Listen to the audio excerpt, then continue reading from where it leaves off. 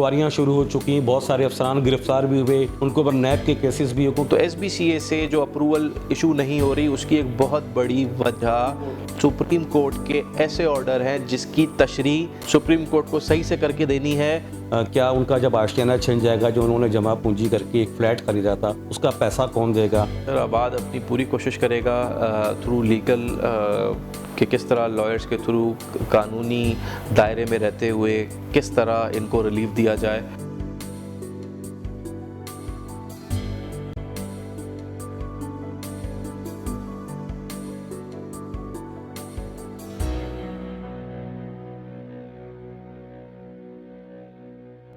अस्सलाम वालेकुम नाजरीन, मैं हूं आपका मेज़बान शाहिद हुसैन बुखारी और आप देख रहे हैं ज़मीन न्यूज़ टीवी। नाजरीन, इस वक्त हम आबाद के दफ्तर में मौजूद हैं और मेरे साथ जो हैं वो साउथ रीजन के चेयरमैन दानिश बिन रऊफ़ मौजूद हैं।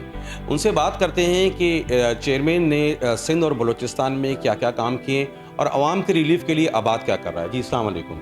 वालेकुम सलाम। सर, सबसे पहले तो ये बताइएगा कि आप चेयरमैन रहे गुज़श्ता 1 साल तक और आपने सिंध और बलूचिस्तान के लिए क्या क्या काम किए, आवाम को क्या रिलीफ मिला आपके? तो शायद भाई, सबसे पहले तो मैं आपका शुक्रिया अदा करूं और आपके चैनल का कि आप लोगों ने मुझे इस चीज़ के लिए मदऊ किया कि मैं अपने जो पूरे साल की कारकर्दगी है और कि आबाद क्या काम करता है, कैसे करता है, वो मैं आपके चैनल के तबस्सुस से लोगों को बता सकूं। जैसे कि आबाद का साउदर्न रीजन, जिसको हम कहते हैं सिंध और बलूचिस्तान का रीजन, इसमें सिंध और बलूचिस्तान से रिलेटेड तमाम जो शहर आते हैं जिसमें हाउसिंग और कंस्ट्रक्शन इंडस्ट्री का काम होता है, तो उसमें हमने मैंने और मेरी टीम ने पिछले 1 साल में बहुत सारे ऐसे चैलेंजेस थे और बहुत सारे ऐसे टारगेट्स थे जो मुझसे पहले के मेरे ऑफिस बेयरर्स काम करते हुए चले आ रहे थे।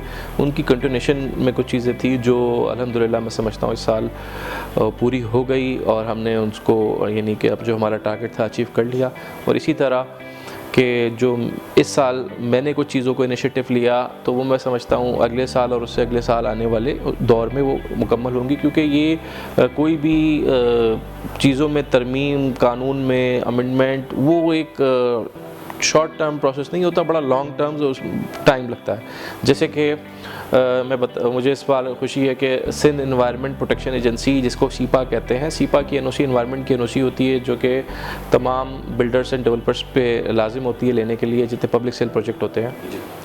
तो उस पर एक कानून जो आज से 35 साल पहले बना हुआ था और उसी कानून के मुताबिक वो एनओसी का प्रोसीजर था, जो बहुत लेंदी डिले टैक्टिक्स का प्रोसीजर था, उस पर हम तकरीबन 2 साल से लगे रहे और फिर 2 साल अभी हमारी खुशकिस्मती थी कि पीपल्स पार्टी की तरफ से मुर्तज़ा वहाब साहब मिनिस्ट्री थी एनवायरनमेंट की, तो वो समझते थे कॉम्पिटेंट और ख़ुद एज अ बैरिस्टर थे, तो वो चीज़ें समझते थे कि बाय लॉज में बहुत सारी ऐसी चीज़ें थी जो डिले टैक्टिक्स होने की वजह बनती थी। आसानी हो गई, वो तो आप एनवायरनमेंट की एनओसी लेने जाता है बिल्डर, तो उसमें वो कानून साजी करने की ज़रूरत थी। तो वो कानून साजी में लेजिस्लेशन में हमारी तरफ से हमारी कुछ पॉइंट्स थे, हमने उनको बताए। तो उसमें फिर उन्होंने अपनी एक टीम से उसकी लेजिस्लेशन कराई, वो बिल असेंबली से उन्होंने अप्रूव कराया कि उस कानून में तरमीम करनी चाहिए और वो नोटिफाई हो गया अल्हम्दुलिल्लाह। तो एक उससे हमें बड़ी आसानी हो गई कि हमें जो पहले एक लीगल प्रोसीजर था जो 3 से 4 महीने लगते थे, अब वो 1 महीने के अंदर सीपा की एनओसी हमें आसानी से मिल सकती है। एक काम तो ये हुआ। दूसरा मैं समझता हूँ कि वो फेडरल से रिलेटेड है, लेकिन वो टीम हमारी पूरी टीम, चाहे चेयरमैन साउथ रीजन हो, चाहे chairman, vice chairman, senior vice chairman, एक आबाद एक एज अ टीम काम करती है। अगर मैं कहूँ कि एज अ सारा सिंध बलूचिस्तान का सारा काम मैं करता हूँ और फेडरल का सारा काम चेयरमैन करते हैं, तो ये एक टीम वर्क होता है जिसमें हम लोग मिल के सारा काम करते हैं। तो इसी तरह सिविल एविएशन हाइट एनओसी लेने के लिए हमें पहले सिविल एविएशन की एनओसी लेनी पड़ती थी, फिर पाकिस्तान एयरफोर्स की एनओसी लेनी पड़ती थी हाइट के लिए, जो कि 3 से 4 महीने का प्रोसीजर होता था। और इस प्रोसीजर को मैं शुक्रिया अदा करूंगा हमारे प्राइम मिनिस्टर जनाब इमरान खान साहब का कि उन्होंने इतने आसान तरीके से, इतना आसान बाय लॉस बना के, यानी एक इस पर एक केस स्टडी होनी थी, रिसर्च होनी थी, जो कि जब से पाकिस्तान बनना है 1947, बल्कि ये 1918, 16 या 18 गालिबन में एक मैकेनिज़्म बना था पूरे पाकिस्तान का, पूरी दुनिया का सिविल एविएशन का, और पाकिस्तान उसी सिविल एविएशन के बायलॉज के थ्रू एनओसी हाइट देता था, जिसमें एयरपोर्ट का जो रनवे होता है उस रनवे की हाइट से आप मेजर करते हो पूरे शहर की हाइट को। तो उसी मैकेनिज़्म के थ्रू एनओसी दिया करते थे, जिसमें आपको पहले जाना पड़ता था सर्वे ऑफ पाकिस्तान के पास। सर्वे पाकिस्तान वाले डिपार्टमेंट में आपने उनको चालान पे करना है, फिर उनकी टीम आती थी, प्लॉट के कोऑर्डिनेट्स लेती थी। वो प्लॉट के कोऑर्डिनेट्स जो आज आप अपने मोबाइल से लोकेशन के थ्रू सेंड कर देते हो, लेकिन उसके लिए एक कानून ऐसा बना हुआ था कि सर्वे पाकिस्तान के पास जाओगे, वो जीपीएस से लोकेशन लेंगे, फिर लोकेशन वो भेजेंगे सिविल एविएशन को, फिर सिविल एविएशन उसको चेक करके फिर पीएफ को भेजेगी। तो उसके लिए पूरा बहुत लेंथी प्रोसीजर था। उसके लिए सिविल एविएशन की टीम ने बहुत मेहनत की, और जो इंटरनेशनल स्टैंडर्ड पे एक सॉफ्टवेयर होता है जो पूरी दुनिया के तमाम ममालिक में यूज़ हो रहा है, वो उन्होंने यहाँ पे पाकिस्तान में उस सॉफ्टवेयर को भी इस साल डेवलप किया। और उसको डेवलप करने से फ़ायदा ये हुआ, उसके बाद इन्होंने नोटिफिकेशन निकाल के गैजेट कर दिया कि अब जितनी भी पूरे पाकिस्तान की अथॉरिटीज़ हैं, जिसमें सिंध बिल्डिंग कंट्रोल हो जाए, उसमें सीडीए हो जाए, लाहौर डेवलपमेंट अथॉरिटी हो जाए, किसी को सिविल एविएशन की एनओसी की ज़रूरत नहीं है। उन सबको सॉफ्टवेयर दे दिया सिविल एविएशन अथॉरिटी ने, वो प्लॉट की लोकेशन मार्क करें, उस सॉफ्टवेयर में वैल्यूज पुट करें, और वो आंसर में हाइट दे देगा कि इसकी ये हाइट है। यानी जो 3 महीने 4 महीने का प्रोसीजर था वो 5 मिनट का हो गया, और एनओसी की रिक्वायरमेंट ख़त्म हो गई। ये आबाद की कोशिशों से हुआ, इसमें तकरीबन हमारे 2 साल की मेहनत थी, ये भी इस साल हमने अचीव किया। तो मैं समझता हूँ, लेकिन इसके जो खराज तहसीन के हकदार हैं वो हमारे मुल्क के वज़ीर आज़म, क्योंकि उन्हीं की वजह से इस ब्यूरोक्रेसी ने, क्योंकि ये हम लोग पिछले 5 सालों से सिविल एविएशन से मुतालबा कर रहे थे कि आपका मैकेनिज़्म बहुत बड़ा है, क्योंकि सिविल एविएशन एनओसी देता है, फिर वो भेजते हैं पाकिस्तान एयरफोर्स के पास, फिर वो जाती है इस्लामाबाद में, फिर वहाँ से एनओसी आती है। बहुत लेंथी प्रोसेस है, सारा प्रोसीजर आज 5 मिनट में हो गया। तो एक हमारा टारगेट ये अचीव हुआ। इसके बाद के इलेक्ट्रिक पे सबसे महंगी इलेक्ट्रिसिटी हमें मिलती थी न्यू कनेक्शन के हवाले से, उसकी भी कोई जामिया पॉलिसी नहीं बनी हुई थी। के इलेक्ट्रिक और पूरे पाकिस्तान की डिस्कोर्स को नेपरा उनको लीड करता है। तो हमने नेपरा से पिछले 2-3 साल से हम नेपरा के साथ इंगेजमेंट थी कि पूरे पाकिस्तान की एक यूनिफॉर्म पॉलिसी होनी चाहिए। तो वो भी मुझे खुशी है कि इस साल 2 फरवरी में नेपरा ने एक कंज्यूमर सर्विस मैनुअल इशू कर दिया, एक बायलॉज की एक बुक बना दी कि पूरे पाकिस्तान के तमाम डिस्कोर्स वही बायलॉज यूज़ करेंगे जो कि इलेक्ट्रिक यूज़ करेगी, वही लाहौर इलेक्ट्रिक सप्लाई भी पूरे मुल्क में एक ही कानून नाफिज हो गया। ये भी मुझे खुशी होती है बताते हुए कि ये अब सिर्फ आबाद और आबाद का ही इनिशिएटिव था कि पूरे पाकिस्तान में एक यूनिफॉर्म पॉलिसी होनी चाहिए। ये जो डिस्कोर्स की अपनी मनमानियाँ थी ये ख़त्म हो गई। तो एक हमारा ये भी इस साल का बड़ा अच्छा अमल था जिससे हमारी इंडस्ट्री को काफ़ी। अच्छा दानिश साहब, ये बताइएगा, जैसे आजकल के हालात चल रहे हैं, क्योंकि आप चेयरमैन हैं सिंध बलोचिस्तान के, सिंध में क्योंकि जो नॉर्दर्न एरिया है इस तरफ का, हैदराबाद से जब आगे जाएंगे तो वहाँ पर भी पहले हाई राइज़ बिल्डिंगें नहीं बना करती थी, लेकिन जब हमने सर्वे किया तो वहाँ भी हाई राइज़ बिल्डिंगें बनना शुरू हुई। जैसे सक्कर है, लाड़काना है और दूसरे शहर हैं, मीरपुर ख़ास है। तो वहाँ कोई बिल्डर्स को प्रॉब्लम तो नहीं होती उनकी एनओसीज़ लेने के लिए या वहाँ पर काम करने के लिए? किस हद तक वहाँ पर आपने बिल्डर के लिए आसानी पैदा करी? आपका सवाल बहुत अच्छा है और मैं समझता हूँ इसमें आपको थोड़ी सी मैं चीज़ें बताता चलूँ।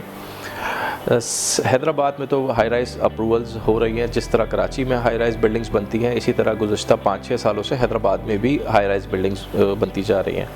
चूँकि सिंध के अंदर और ख़ासकर कराची, सिंध के 3 बड़े शहर हैं कराची, हैदराबाद और सक्कर, और इन दोनों शहरों में बदकिस्मती से गवर्नमेंट की तरफ से पिछले कोई 20-22 सालों से कोई नई हाउसिंग स्कीम नहीं आई। तो कराची एज अ हॉरिजॉन्टली तो एक्सपेंड नहीं हुआ, और जो हॉरिजॉन्टली जो पुरानी जिस तरह MDA आपके सामने तीसरा टाउन आज 20-25 साल पहले आया था और आज भी वहाँ पे कोई डेवलपमेंट नहीं है, तो लोगों को आउटस्कर्ट्स में नहीं जाना था, लोगों को अपने उसी एरिया में रहते हुए वर्टिकल बिल्डिंग्स की नीड थी और इंफ्रास्ट्रक्चर ना होने की वजह से वर्टिकल बिल्डिंग्स ही बननी थी।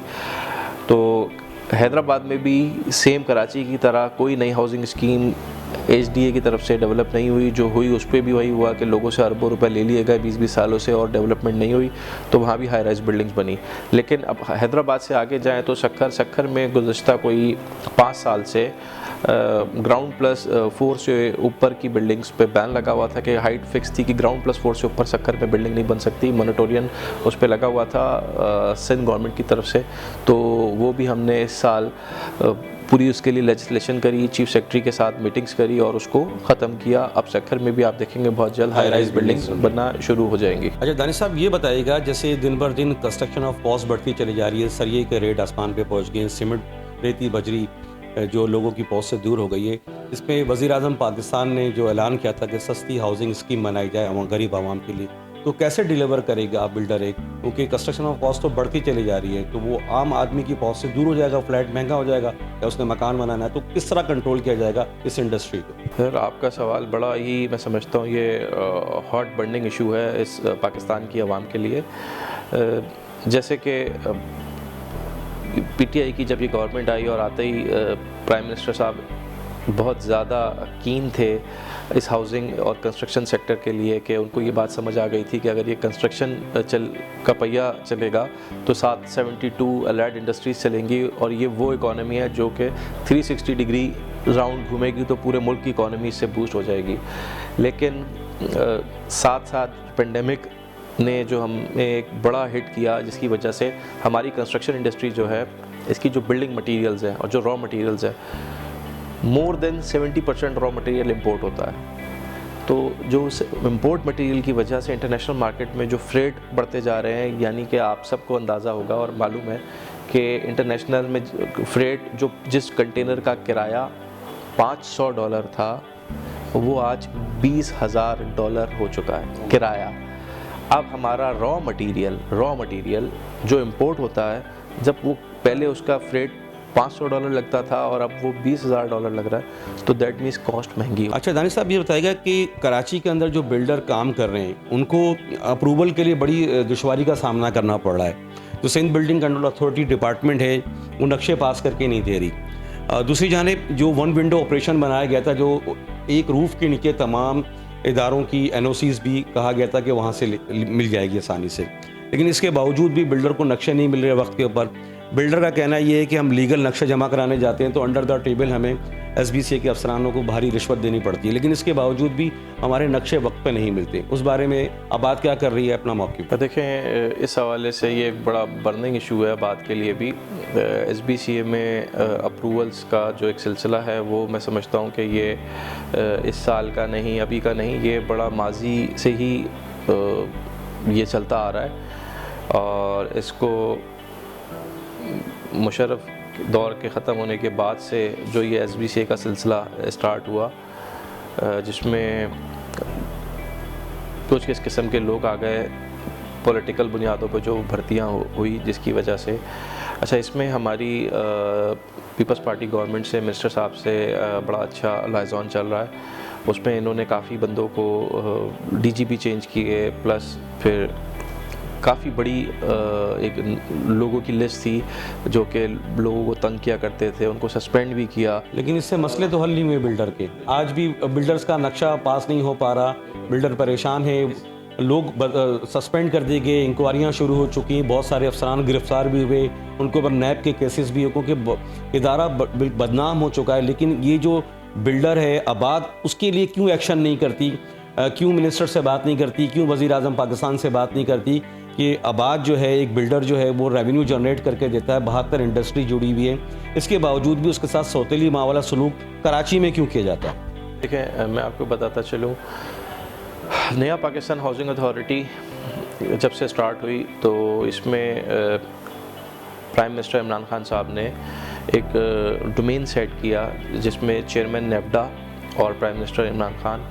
Along with all chief secretaries, यानी हर प्रोविंस के चीफ सेक्रेटरीज और चेयरमैन नेफ्डा और along with concern DGs authorities के, ठीक, इनकी हर एवरी ट्यूसडे को मीटिंग होती है चीफ सेक्रेटरी की, और चीफ सेक्रेटरी की जो मीटिंग होती है वो थर्सडे को प्राइम मिनिस्टर को ब्रीफिंग दी जाती है।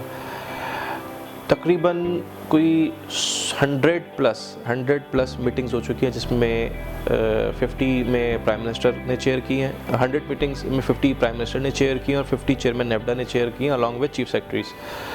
तो चीफ सेक्रेटरीज को अच्छी तरह नॉलेज है। आबाद हर हफ्ते प्राइम मिनिस्टर के साथ मीटिंग करती है, जूम पे चेयरमैन आबाद उसको हेड करते हैं आबाद से, और अपने सारे इश्यूज़ का उनको बताया जाता है। लेकिन जो मेन इशू है सिंध बिल्डिंग कंट्रोल के साथ, जितना सिंध बिल्डिंग कंट्रोल का इशू है उससे ज़्यादा इशू हमारी अदलिया का है, हमारी कोर्ट्स का है, जो कि इल्लीगल कंस्ट्रक्शन, इल्लीगल काम करने वालों को तो एक तरफ बिल्कुल ही नज़र उछल करके बैठी हुई है, और जो एक लीगल फ्रेमवर्क में कराची के अंदर, कराची का पूरे पाकिस्तान के अंदर आपको भी अच्छी तरह मालूम होगा, सबको मालूम है कि एक लीगल फ्रेमवर्क पे काम करने वाले लोग होते हैं और एक इलीगल फ्रेमवर्क पे काम करने वाले। ये चाह रहे हैं आप कि लीगल काम करने वालों को दुश्वारी का सामना है, और जो गैर कानूनी तामीरात कर रहे हैं वो आसानी से अंदर टेबल पैसा दे के काम कर लेता है। लीगल फ्रेमवर्क में आबाद हम लोगों को जब अप्रूवल करानी होती है, हम लोगों को काम करना होता है, हम लोग तकरीबन डिफरेंट 18 एनओसीज लेते हैं। बिल्कुल। उसके बाद हम बिल्डिंग बनाते हैं। बिल्कुल। और एक इलीगल कंस्ट्रक्शन करने वाले को किसी किस्म की एनओसी नहीं चाहिए, पैसा देना है, टेबल देनी है और पैसा बनाना है और बिल्डिंग बना देनी है। उसको बिजली भी मिल जाएगी, उसको गैस भी मिल जाएगी, उसको पानी भी मिल जाएगा। अदालत भी चीज करेगी गैर कानूनी तामीरात पे इदारा। अच्छा, अब अदालत के कुछ ऐसे फैसले आए कराची के अंदर 26 कमर्शियल डिक्लेयर्ड कमर्शियल रोड जो बाद में कन्वर्टेड हुई। जब कराची बना, हमारा कहना है चीफ सिंध गवर्नमेंट से आज भी अपील है, खुदारा कराची का कोई मास्टर प्लान बना के दें। जो पुराना मास्टर प्लान मुस्तफ़ा कमाल के दौर में बना था वो भी अभी तक नोटिफाई नहीं हुआ, तो कराची का मास्टर प्लान नहीं है कराची के पास। 26 रोड्स थ्रू काउंसिल जो कमर्शियल डिक्लेयर्ड हुए, आज सुप्रीम कोर्ट के फैसले की वजह से उन सारे रोड्स को दोबारा उनके पुराने स्टेटस पे कह दिया है कर दो, जिसमें शार फैसल, हम सबको पता है शार फैसल कराची का वो कमर्शियल हब है जो कि एक कमर्शियल जोन है जो पूरी दुनिया में जाना जाता है। आज शार फैसल पे गुज़िश्ता 3 सालों से सुप्रीम कोर्ट के ऑर्डर की वजह से कोई कमर्शियल बिल्डिंग नहीं आ रही, क्योंकि सुप्रीम कोर्ट ने बोल दिया है कि जो कन्वर्टेड प्लॉट्स हुए थे वो सब इलीगल है, उनको बंद कर दो और उन पर कोई अप्रूवल ना दो। SBCA ने अप्रूवल बंद कर दी है, तो शार फैसल पे कोई अब कमर्शियल बिल्डिंग नहीं बन सकती। इसी तरह सुप्रीम कोर्ट के ऐसे फैसले, जिसमें अभी क्लिफ्टन के अंदर आपने कॉम 1, कॉम 2, कॉम 3 देखा होगा, ये कमर्शियल प्लॉट है, बाय बर्थ कमर्शियल प्लॉट है, लेकिन अब कोर्ट का ऑर्डर आता है एक बिल्डिंग के हवाले से कॉम 3 जो कि एक अलग ब्लॉक में है, कोर्ट ने ऑर्डर में कॉम 1, कॉम 2, कॉम 3 ETC लिख दिया, ना ब्लॉक का नाम लिखा कि कौन से ब्लॉक का है, और ETC में मतलब सारे कॉम आ जाते हैं। इसकी वजह से सिंध बिल्डिंग कंट्रोल ने पूरे क्लिफ्टन के जितने बाय बर्थ कमर्शियल प्लॉट थे उसकी अप्रूवल रोक दी है। तो SBCA से जो अप्रूवल इशू नहीं हो रही, उसकी एक बहुत बड़ी वजह सुप्रीम कोर्ट के ऐसे ऑर्डर हैं जिसकी तशरीह सुप्रीम कोर्ट को सही से करके देनी है, जो कि वो सही से कोर्ट की तशरीह ना दे रहे हैं, ना हमारी सुन रहे हैं। दें, जिसकी वजह से कराची में हाउसिंग का काम चले, वरना अगर ये इसी तरह चलता रहा तो कराची में हाउसिंग का काम नहीं चलेगा। अच्छा, कराची के अलावा पाकिस्तान के दूसरे सूबे भी हैं, वहाँ तो माशाल्लाह सर बड़े अफसोस के साथ कहना पड़ता है कि जो शहर पाकिस्तान में नंबर 1 पोजीशन पे था, अपनी खूबसूरती की वजह से, अपनी कारोबारी हैसियत की वजह से, अपनी डेवलपमेंट की वजह से, वो आज पाकिस्तान के बदतरीन शहरों में होता जा रहा है। पंजाब हमसे हाउसिंग और इंडस्ट्री रियल एस्टेट में पंजाब हमसे बहुत ज़्यादा आगे चला गया है। पंजाब तो छोड़े, KPK में हमसे ज़्यादा हाउसिंग और बिल्डिंग्स का काम हो रहा है। कंस्ट्रक्शन इंडस्ट्री जितनी बूम पंजाब और KPK में चली गई, इस्लामाबाद में चली गई, और आज कराची 4th नंबर पे आ चुका है। इसका जिम्मेदार किसको ठहराते हैं? इसके ज़िम्मेदार हमारी अदलिया के ऐसे इनकम्प्लीट फ़ैसले, जो कि अपने फ़ैसलों की तशरीह अच्छी करें, और इदारों में बैठे हुए ऐसे अफसरान जो कि अदलिया के उन फ़ैसलों का, इनकम्प्लीट फ़ैसलों का फ़ायदा उठाते हुए वो काम ही सारा बंद कर देते हैं कि जब तक अदलिया के फ़ैसले कंप्लीट नहीं होंगे तो काम नहीं होगा और ना अप्रूवल होंगी, और यही वजह है कि SBCA से अप्रूवल्स नहीं निकल रहे। इस तरह तो बिल्डर दिल बर्दाश्ता हो जाएगा और वो अपना बिल्डर कराची छोड़ के जा रहा है, बहुत तेज़ी से कराची छोड़ के हमारा बिल्डर जा रहा है। इस्लामाबाद बहुत सारे बिल्डर्स काम करने जा रहे हैं, और इसके साथ साथ हमारे बिल्डर यहाँ से KPK पंजाब के दूसरे अज़ला में भी बड़ी अच्छी अपॉर्चुनिटीज़ आ रही हैं। हमसे गवादर के जीडीए के बलूचिस्तान के चीफ सेक्रेटरी आबाद को लेटर लिखते हैं फ़ोन करके कि गवादर और बलूचिस्तान के कोयटा के बायलॉज़ और उसकी डेवलपमेंट में आबाद आके हमें हेल्प करे कि किस तरह हम उसके बायलॉज़ बनाएं, किस तरह उसका मास्टर प्लान बनाएं। हमसे केपीके के चीफ सेक्रेटरी ने आबाद के चेयरमैन को कॉल की है, उनसे लेटर भेजा है कि केपीके के अंदर एक यूनिफॉर्म बायलॉज़ और मास्टर प्लान बनाना है। उसके लिए आबाद का एक वास्ट एक्सपीरियंस है, आबाद आके अपने एक्सपीरियंस से हमें थोड़ी सी गाइडेंस दे। तो आबाद इस वक्त दूसरे प्रोविंस में जाके ये सारे काम कर रही है, लेकिन बदकिस्मती से जो शहर जहाँ से आबाद बनी और जहाँ से एक तरक्की का सफ़र शुरू हुआ, वहाँ पे सारी चीज़ें रुकी हुई हैं। अच्छा दानिश साहब, आखिर में एक सवाल आपसे करता चलूँ। कराची में सबसे बड़ा इस वक्त हॉट इशू है नेस्ला टावर का। बिल्कुल, उसका फैसला भी सामने आ गया है। 1 माह के अंदर जो है उसके जो रिहायशी हैं उनको उनका आशियाना उसकी सर से हट जाएगा। कमिश्नर कराची को इसके अहकाम भी दे दिए गए और आजकल के अंदर वहाँ की जो बिजली, गैस है, वाटर कनेक्शन है, वो भी काटने के अहकाम जारी हो चुके हैं। इस हवाले से आबाद क्या कर रही है? आबाद उनके साथ किस हद तक खड़ी है? क्या उनका जब आशियाना छिन जाएगा, जो उन्होंने जमा पूंजी करके एक फ़्लैट ख़रीदा था, उसका पैसा कौन देगा और वो कहाँ जाएंगे? सर कोर्ट के मुख्तसर साहब को बताइए। कोर्ट के ऑर्डर में तो कोर्ट ने कहा है कि ये पैसे बिल्डर देगा आपके पैसे, और 1 महीने के अंदर पैसे देगा। यानी 1 महीने के अंदर पैसे देगा तो उसका मतलब उनको 1 महीने का टाइम दिया है कि 1 महीने में पैसे ले लें, और कमिश्नर को बोला है कि उसको डिमोलिश करते हैं। अभी हमारी टीम, आबाद की टीम, क्योंकि बिल्डर आबाद का मेंबर था, लीगल कौंसल्स से कुछ रिकमेंडेशंस ले रही है कि हमारी रिव्यू एक्सेप्ट नहीं हुई तो रिजेक्ट हुई है। इसके बाद क्या हमारे पास चीज़ें बचती हैं। लेकिन मैं समझता हूँ कि अगर ये बिल्डिंग टूटती है तो कराची में हाउसिंग स्कीम का काम बंद हो जाएगा, हाउसिंग रियल एस्टेट का काम बंद हो जाएगा, क्योंकि ये वो बिल्डिंग है जिसके पास 17 से 18 एनओसीज़ हैं। ये अगर हम कोर्ट कहती है कि 750 गज का प्लॉट था, 250 गज कहाँ से ज़्यादा बढ़ गया, कहाँ से आ गया। तो ये ज़मीन कोई गवर्नमेंट की लैंड नहीं थी, ये सोसाइटी की लैंड थी। सोसाइटी कोऑपरेटिव हाउसिंग सोसाइटी की लैंड थी। सोसाइटी ने इनको लैंड दी, सोसाइटी के पास सारे डॉक्यूमेंट्स हैं। और इसमें बड़ी एक अजीब इस केस में हमें देखने को मिलता है कि ज़मीन सोसाइटी की है और इस पूरे केस में सोसाइटी से बुला के पूछा ही नहीं जाता कि आपकी ज़मीन इंक्रोच हुई है। यानी कि आपने एक ऐसे बंदे को सज़ा दे दी है, एक ऐसे मुद्दई के उसमें, कि मुद्दई ने ना कंप्लेन करी, ना मुद्दई से कुछ पूछा कि तुम लुट भी गए हो कि नहीं, और आपने अगले को चोरी और डकैती और कत्ल की सज़ा दे दी। मैं तो इस केस की तशरीह ऐसे करता हूँ कि जो मुद्दई था, जो सोसाइटी थी, जिसकी ज़मीन थी, उसको बुलाया ही नहीं गया कि भाई ये मेरी ज़मीन थी। ये शार फैसल जब अलाइनमेंट चेंज हुई तो थोड़ी सी लैंड बढ़ी, तो वहाँ हमें एक्स्ट्रा लैंड मिली, हमने पैसे रेवेन्यू को दिए, क्योंकि बिल्डर ने तो सोसाइटी से ज़मीन ख़रीदी। और ये ज़मीन 750 से 1100 गज 1953, 1954, 55 में हो गई थी। तब तो ये बिल्डर पैदा भी नहीं हुआ था। बिल्डर तो इसका 6वां या 7वां बोनाफाइड बायर है। जिस तरह ज़मीनें ट्रांसफ़र होती रहती हैं, तो ये अगर ज़मीन इतनी गलत थी तो कितने सालों से ये ज़मीन ट्रांसफ़र हो रही थी, तो सोसाइटी की जिम्मेदारी थी। आबाद क्या करने जा रहे हैं मुतासरीन के लिए? किस हद तक इक़दाम करेगा आबाद? सर आबाद अपनी पूरी कोशिश करेगा थ्रू लीगल कि किस तरह लॉयर्स के थ्रू कानूनी दायरे में रहते हुए किस तरह इनको रिलीफ दिया जाए। उसके लिए आबाद अपनी हर आखिरी दम तक अपनी कोशिश करेगा कि लीगल फ्रेम में किस तरह हम इनको रिलीफ दे सकें। बहुत शुक्रिया। ये थे चेयरमैन सिंध बलोचिस्तान दानिश बिन रऊफ़। उनका यही कहना था कि बिल्डर जो है दिल बर्दाश्ता हो चुका है, क्योंकि कराची को सौतेली माँ की तरह सलूक किया जा रहा है। उसके साथ बिल्डर जो है, जिसको कहा जाता था कराची एक रौनक का शहर है, अरबों रुपए का रेवेन्यू जनरेट करके देता है, लेकिन यहाँ पर जो गैर कानूनी तामीरात करने वाला माफिया है उसको तो सर पे बिठाया जाता है, लेकिन जो बिल्डर है, जो लीगल तरीके से 12 महकमों से एनओसीस लेके, अप्रूवल्स लेके बिल्डिंग खड़ी करना चाहता है, उसके लिए प्रॉब्लम्स करी जाती है। तो देखना है कि कराची के रिहायशियों के लिए और कराची में जो बिल्डर काम कर रहा है वो किस हद तक गवर्नमेंट के साथ खड़ी होती है। मुझे और मेरी टीम को इजाज़त दीजिए। अल्लाह निगहबान।